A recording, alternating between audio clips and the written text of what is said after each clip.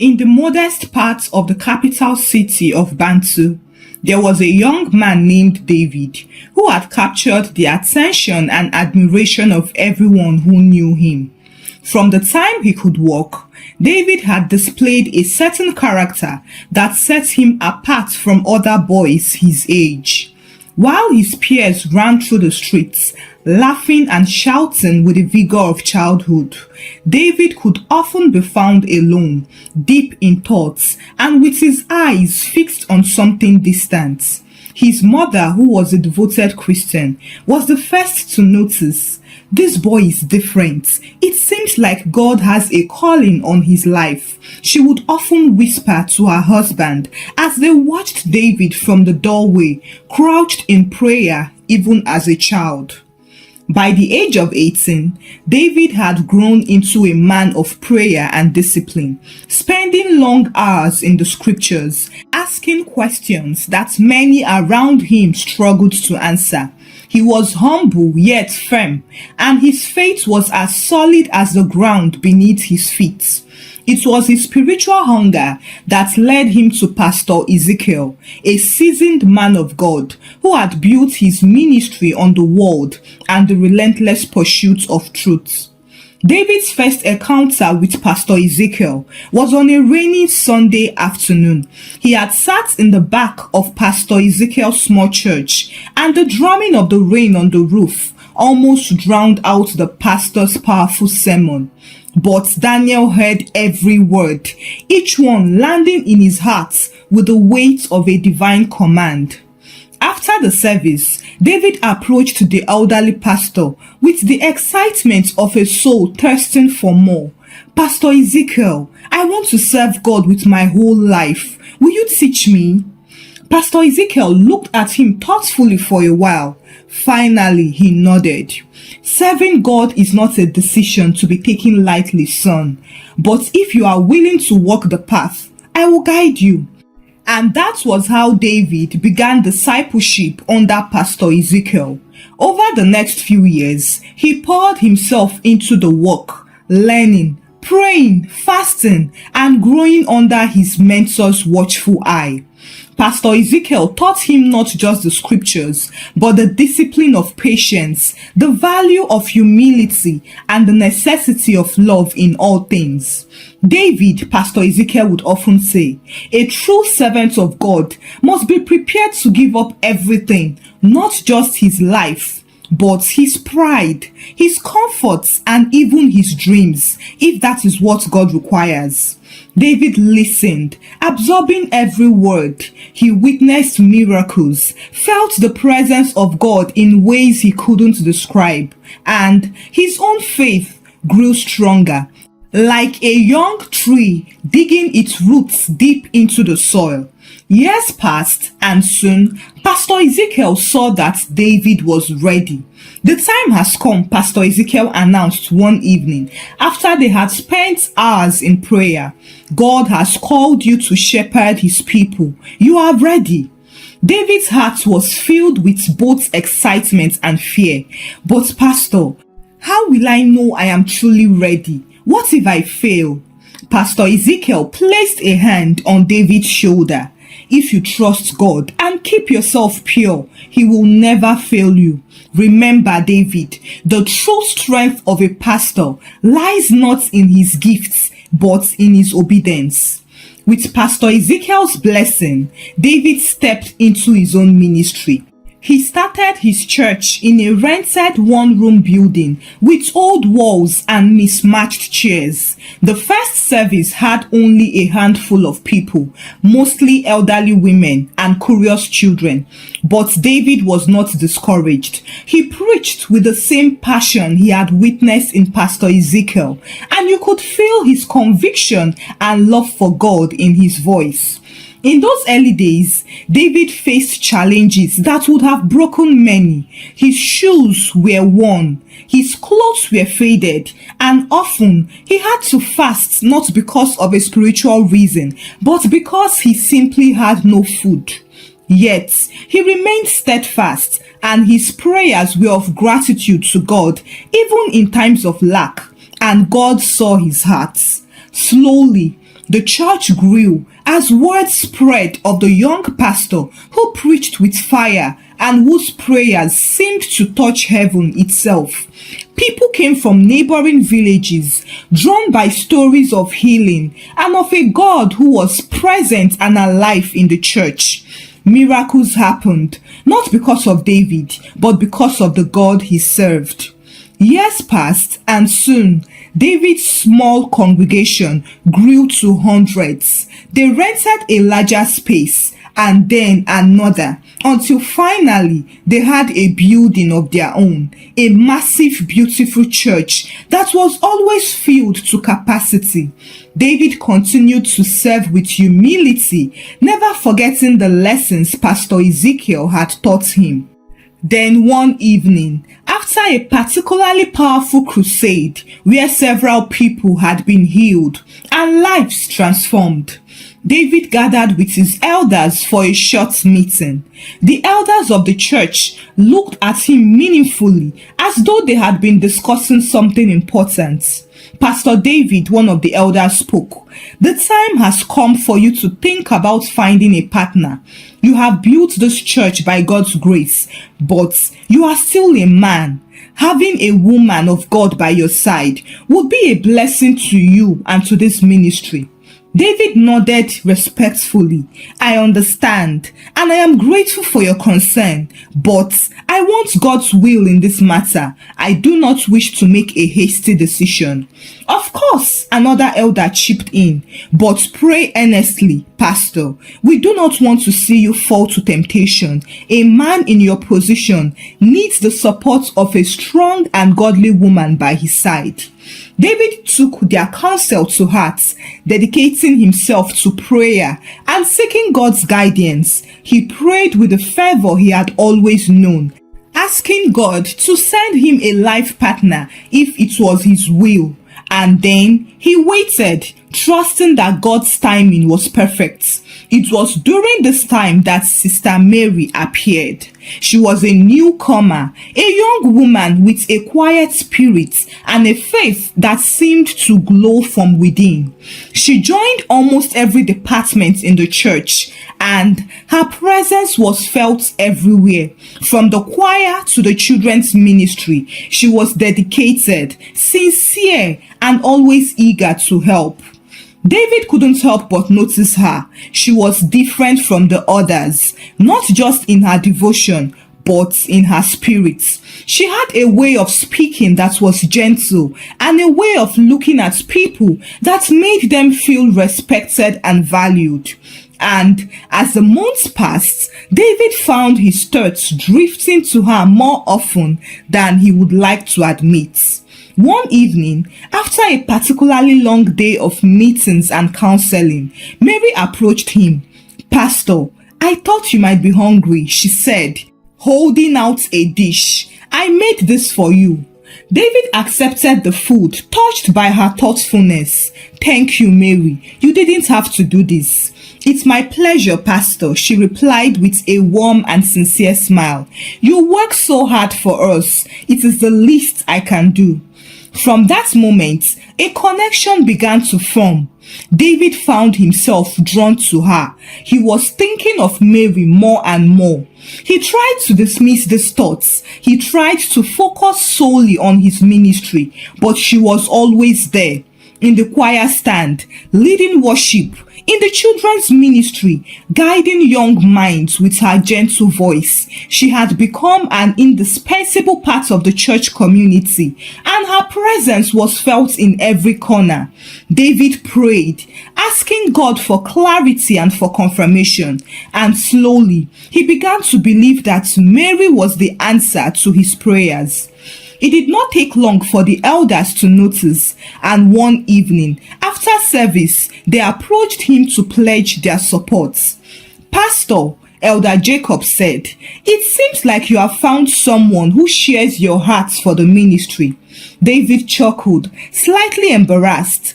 Elder, I am simply grateful to have found such a dedicated member in our church. Mary is truly a blessing to us. The elders exchanged glances. Perhaps, said another elder, But you should consider if she is more than just a blessing to the church. A pastor needs a partner, and she seems to possess the qualities of a godly wife. David hesitated. He respected his elder's wisdom, yet he wanted to be sure. I appreciate your guidance truly. I will continue to seek God's direction. I don't want to rush into anything without his confirmation. The elders nodded, satisfied with his response. But as he lay in bed that night, David's thoughts were consumed by Mary. He prayed more, seeking clarity and asking God to reveal if she was indeed the one meant for him. One night, after a powerful service, Mary stayed back as the congregation left, waiting for David. She approached him. Pastor David, tonight's message was very powerful. I felt God's presence so strongly. David smiled, feeling a surge of gratitude. Thank you, Mary. It is only by his grace. She paused for a moment. You know, Pastor, it has been an honor serving in this church. I feel like I have found a family here. That is exactly what we are, a family, Pastor replied. And we are blessed to have you as a part of it. As their eyes met, an unspoken connection passed between them.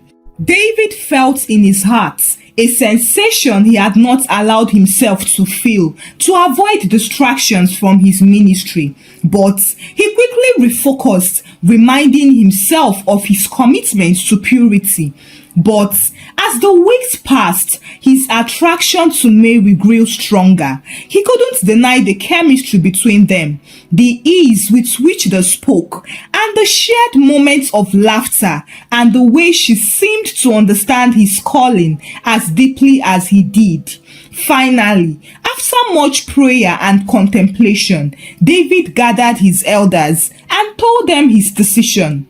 I believe that God has led me to Mary. She is a woman of faith, and I feel at peace with the thought of her by my side. The elders were overjoyed. This is wonderful news, Pastor. We have seen her devotion, her heart for service, and we believe she will be a true asset to you and the church. After David's announcement to the church elders that he intended to marry Mary, Mary's behavior began to change slowly. One evening, after a long day of services, David returned home to find Mary waiting on his doorstep with a warm meal in her hands and a charming smile on her face. She stepped inside before he could even invite her. I thought you might be hungry, Pastor, she said with a soft and inviting voice. A man who serves as tirelessly as you do deserves to be cared for. David accepted the meal, but there was something in her gaze, a lingering, intense look that made him feel uneasy. Thank you, Mary, he replied, taking a step back in order to create some distance between them. But you didn't have to do this. She looked at him warmly. It's my pleasure, Pastor. I only want to serve you in every way I can. David focused on his meal, trying to brush off the sense of discomfort, but Mary's words echoed in his mind even after she had left. Over the following weeks, Mary's visits became more frequent. She brought meals, offered to help him with his sermons, and even cleaned his home without being asked. On the surface, it seemed innocent, like a devoted fiancé caring for the man she loved. But David felt like something was burning in his spirit, something that didn't feel right. One evening, David returned home only to find Mary waiting inside his home, lighting candles on his dining table. He was startled. Mary, I didn't expect to see you here.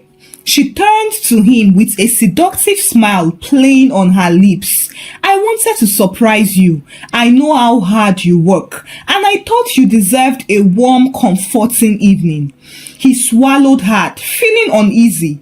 Mary looked beautiful in the dim candlelight, and her features were softened by the glow.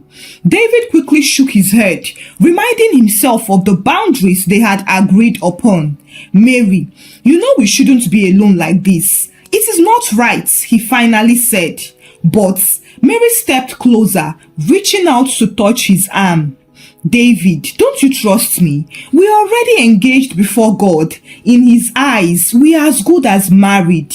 But David took a step back. Yes, but you know we agreed to wait until the wedding. It is important to honor that. She sighed sadly.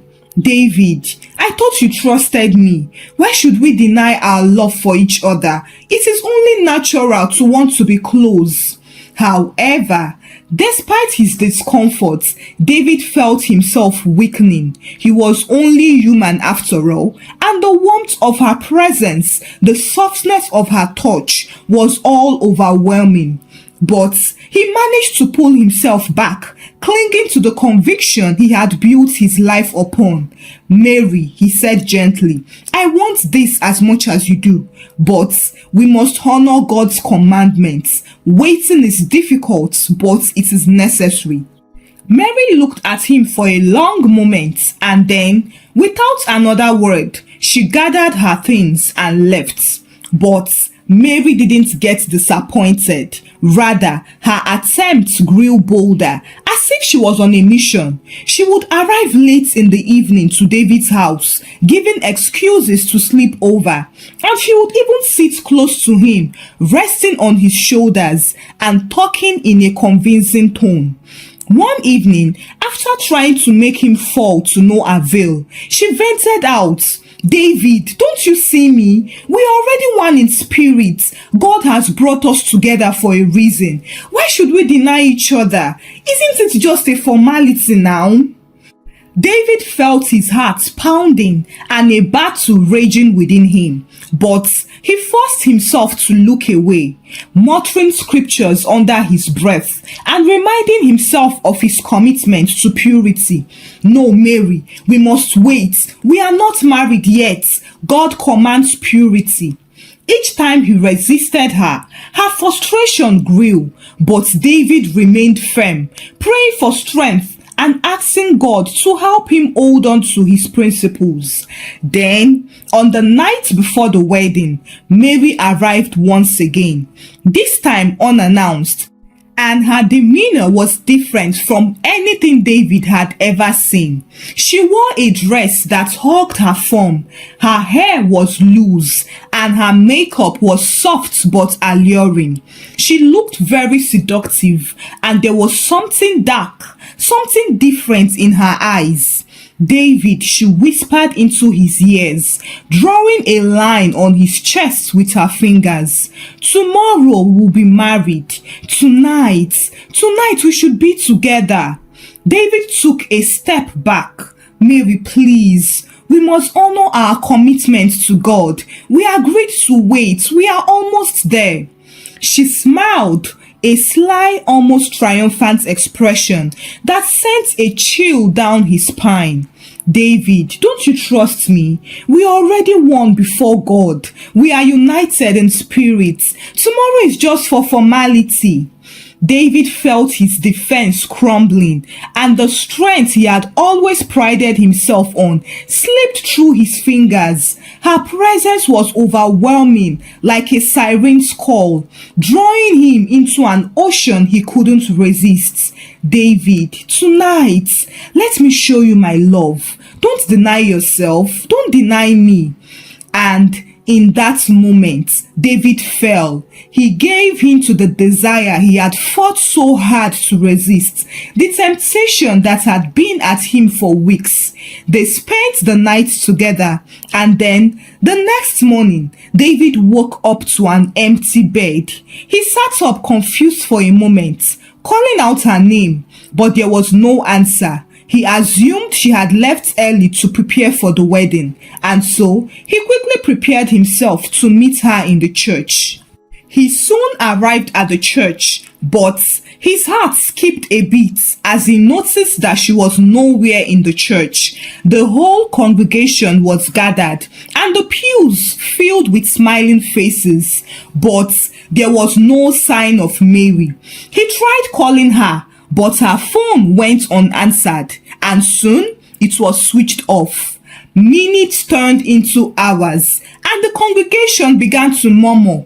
Their faces shifted from joy to disappointment and then to confusion.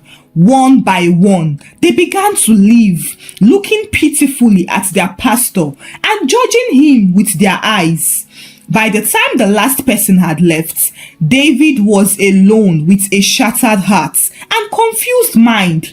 He fell to his knees as tears streamed down his face. He cried out to God, "Why? Why did this happen? I thought she was the one. I thought this was your will." Following the failed wedding, David found himself consumed by shame and regret. His congregation dwindled and his once thriving ministry reduced to a handful of loyal followers. The miracle ceased too, and the presence of God that had once filled his services now felt distant, as though a veil had been placed between him and the divine. The elders, out of concern for their pastor, approached him one evening. "Pastor David, something has changed. We can all feel it. The members too are leaving. The church is getting empty. Is there something you haven't told us?" David shook his head pitifully. "It is just the wedding, the disappointment. I think that the congregation lost faith after Mary left." The elders nodded and seemed to believe him, but soon even they too left the church. Only one elder, Brother David, remained steadfast by David's side, refusing to abandon him. One evening, he approached David. "Pastor, I believe we need to seek God's face in fasting and prayer. This is more than just a broken engagement. Maybe something spiritual is at work here." David, who was desperate and broken at this point, agreed, and together he and Brother Samuel fasted and prayed for 31 days, seeking answers, asking God to reveal the cause of their troubles. On the final day, as they knelt in prayer, Brother Samuel received a vision that shook him to the core. He turned to David sorrowfully. "God has shown me something. You entered an evil covenant with Mary. She was sent from the pit of darkness to bring doom upon you. What did you do with her?"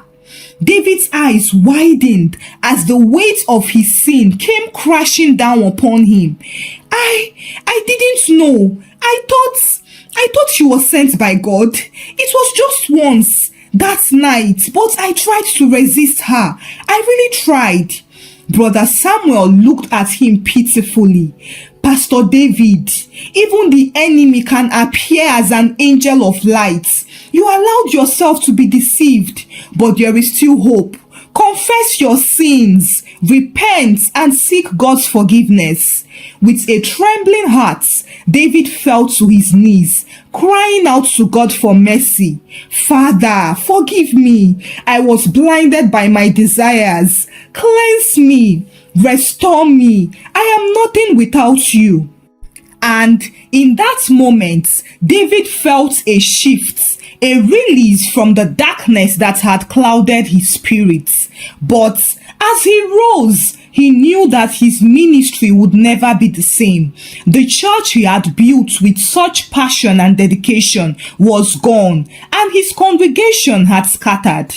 Out of humility and repentance, David sought refuge in another church, returning to the role of a servant, willing to start from nothing if it meant regaining God's favor. He found peace in the knowledge that he was once again walking in God's light as he served under another pastor's guidance. For the rest of his life, David carried the scars of his choices that reminded him of the cost of temptation and the mercy of God's forgiveness. He would often tell his story to those he mentored, warning them of the dangers of straying from the path and to be aware of the hidden traps laid by the enemy. He was committed to helping others avoid the same mistakes he had made. Thank you for watching this story. Kindly share your thoughts about the story in the comment section and give the story a thumbs up. Also share the story out with your loved ones. Subscribe to this channel if you've not done so. Thank you and remain blessed.